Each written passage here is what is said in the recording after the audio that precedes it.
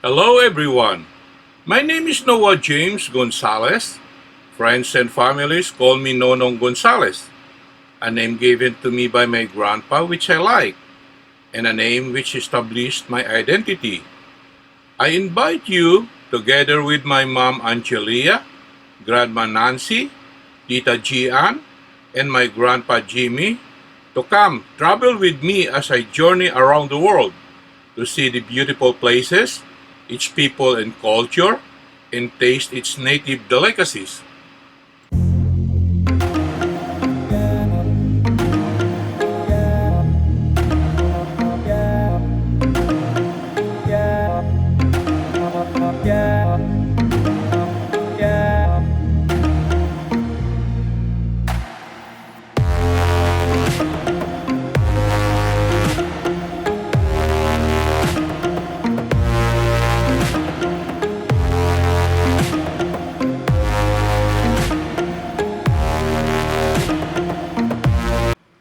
The Palace of Westminster serves as the meeting place for both the House of Commons and the House of Lords, the two houses of the Parliament of the United Kingdom, commonly known as the Houses of Parliament after its occupants. The palace lies on the north bank of the River Thames in the City of Westminster and the central London, England. Its name, which derives from the neighbouring Westminster Abbey, may refer to either of these two structures: the Old Palace, a medieval building complex destroyed by fire in 1834, or its replacement, the new palace that stands today. The palace is owned by the monarch in right of the crown and, for ceremonial purposes, retains its original status as a royal residence. Committees appointed by both houses manage the building and report to the Speaker of the House of Commons and to the Lord Speaker.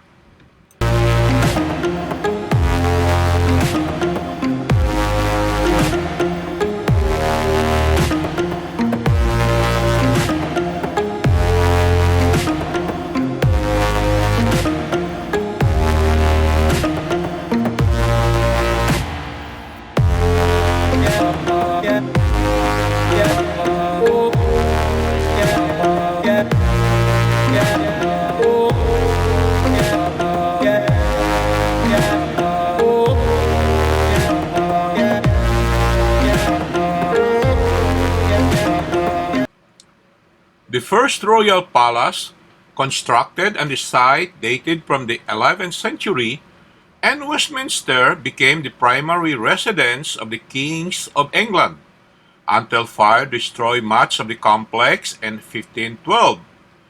After that, it served as the home of the Parliament of England, which had met there since the 13th century, and also as the seat of the royal courts of justice.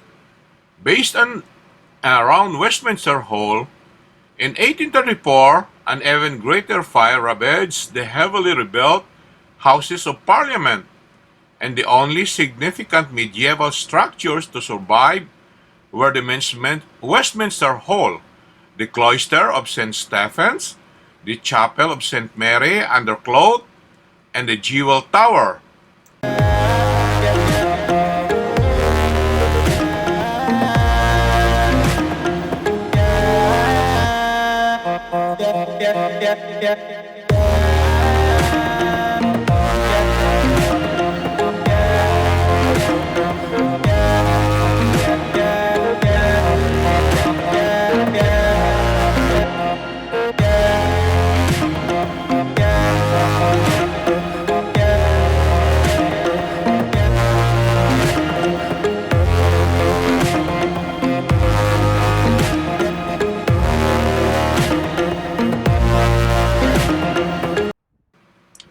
In the subsequent competition for the reconstruction of the palace, the architect Charles Barry won with a design for new buildings in the Gothic Revival style, specifically inspired by the English Perpendicular Gothic style of the 14th to the 16th centuries.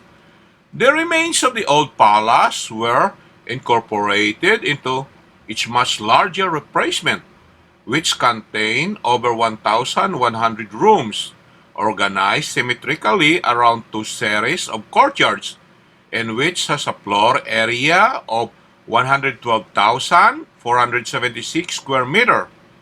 Part of the new palace area of 3.24 hectares was reclaimed from the River Thames, which is the seating of its nearly 300 meters long façade, called the river front. Augustus Pugin, a leading authority on Gothic architecture and style, assisted Berry and designed the interior of the palace. Construction started in 1840 and lasted for 30 years, suffering great delays and cost overruns, as well as the death of both leading architects.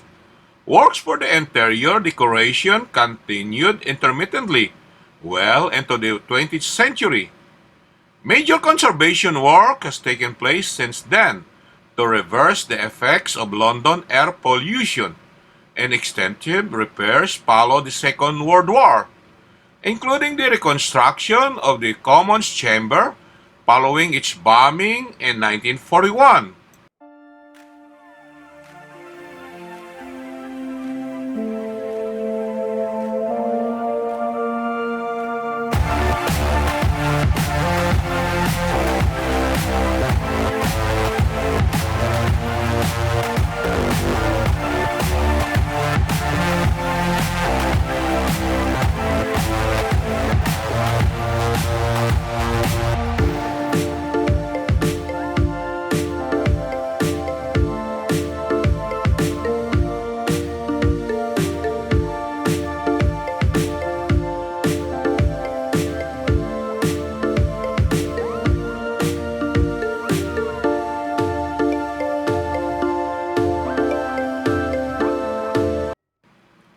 The palace is one of the centers of political life in the United Kingdom. Westminster has become a metonym for the UK Parliament and the British government, and the Westminster system of government commemorates the name of the palace. The Elizabeth Tower, in particular, often referred to by the name of its main bell, Big Ben, has become an iconic landmark of London and of the United Kingdom in general. One of the most popular tourist attractions in the city and an emblem of parliamentary democracy. Tsar Nicholas I of Russia called the new palace a dream in stone. The Palace of Westminster has been a Grade 1 listed building since 1970 and part of a UNESCO World Heritage Site since 1987.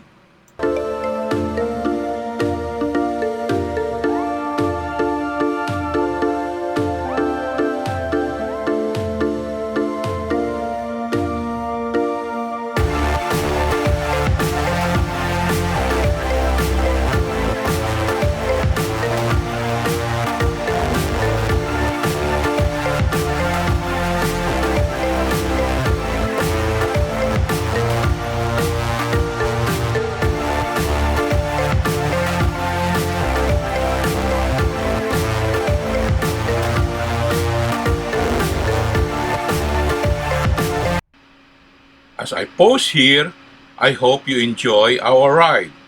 Don't forget to watch my next episode and please hit the red subscribe button below for it means so much for me. Until next time, thank you so much. Special thanks to the Tamparong of London, Jabbar, Mary Joy, and Rapi.